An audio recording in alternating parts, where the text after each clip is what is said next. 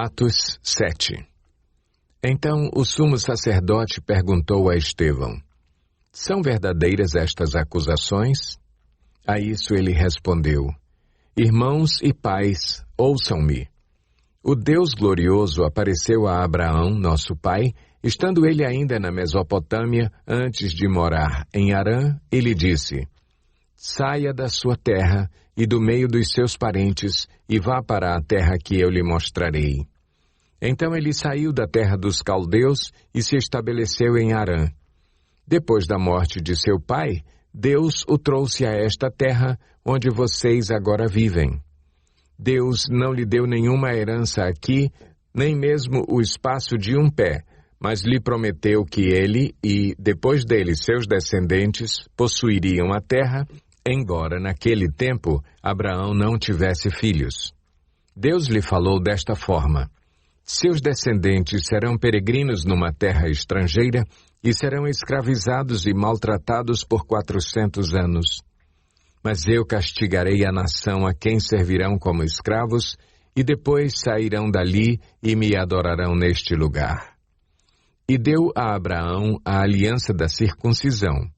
Por isso, Abraão gerou Isaque e o circuncidou 8 dias depois do seu nascimento. Mais tarde, Isaque gerou Jacó e os 12 patriarcas. Os patriarcas, tendo inveja de José, venderam-no como escravo para o Egito.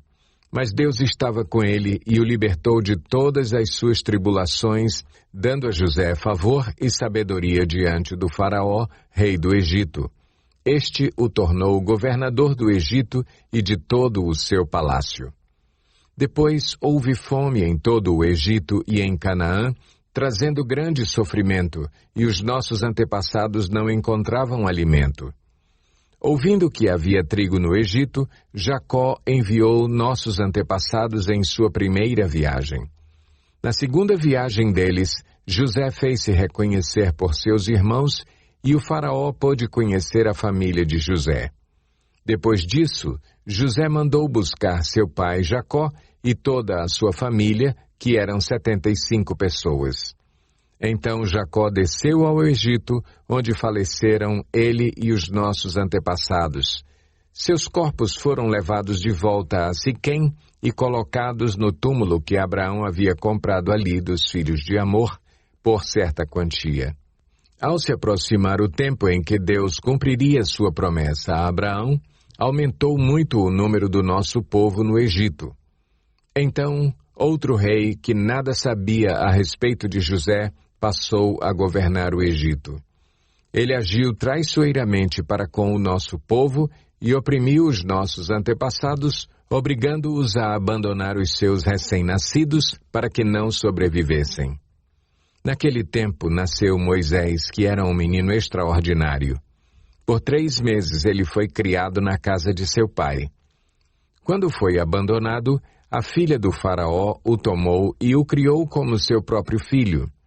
Moisés foi educado em toda a sabedoria dos egípcios e veio a ser poderoso em palavras e obras. Ao completar 40 anos, Moisés decidiu visitar seus irmãos israelitas. Ao ver um deles sendo maltratado por um egípcio, saiu em defesa do oprimido e o vingou, matando o egípcio. Ele pensava que seus irmãos compreenderiam que Deus o estava usando para salvá-los, mas eles não o compreenderam. No dia seguinte, Moisés dirigiu-se a 2 israelitas que estavam brigando e tentou reconciliá-los, dizendo: homens, vocês são irmãos. Por que ferem um ao outro? Mas o homem que maltratava o outro empurrou Moisés e disse: quem o nomeou líder e juiz sobre nós? Quer matar-me como matou o egípcio ontem? Ouvindo isso, Moisés fugiu para Midian, onde ficou morando como estrangeiro e teve 2 filhos. Passados 40 anos, apareceu a Moisés um anjo nas labaredas de uma sarça em chamas no deserto, perto do monte Sinai. Vendo aquilo, ficou atônito, e aproximando-se para observar, ouviu a voz do Senhor. Eu sou o Deus dos seus antepassados, o Deus de Abraão, o Deus de Isaque e o Deus de Jacó. Moisés, tremendo de medo, não ousava olhar. Então o Senhor lhe disse: tire as sandálias dos pés, porque o lugar em que você está é terra santa. De fato, tenho visto a opressão sobre o meu povo no Egito. Ouvi seus gemidos e desci para livrá-lo. Venha agora, e eu o enviarei de volta ao Egito. Este é o mesmo Moisés que tinham rejeitado com estas palavras. Quem o nomeou líder e juiz? Ele foi enviado pelo próprio Deus para ser líder e libertador deles, por meio do anjo que lhe tinha aparecido na sarça. Ele os tirou de lá, fazendo maravilhas e sinais no Egito, no Mar Vermelho e no deserto durante 40 anos. Este é aquele Moisés que disse aos israelitas: Deus lhes levantará dentre seus irmãos um profeta como eu. Ele estava na congregação, no deserto, com o anjo que lhe falava no Monte Sinai e com os nossos antepassados, e recebeu palavras vivas para transmiti-las a nós. Mas nossos antepassados se recusaram a obedecer-lhe. Ao contrário, rejeitaram-no e em seu coração voltaram para o Egito. Disseram a Arão: faça para nós deuses que nos conduzam, pois a esse Moisés que nos tirou do Egito, não sabemos o que lhe aconteceu. Naquela ocasião fizeram um ídolo em forma de bezerro.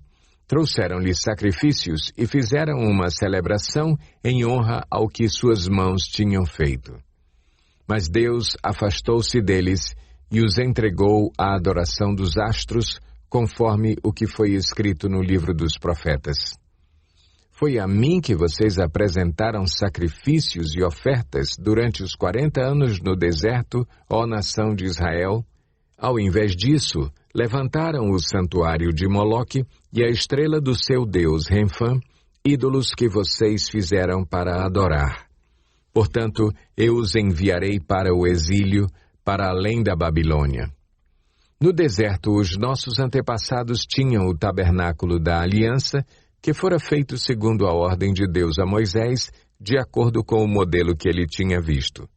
Tendo recebido o tabernáculo, nossos antepassados o levaram, sob a liderança de Josué, quando tomaram a terra das nações que Deus expulsou de diante deles.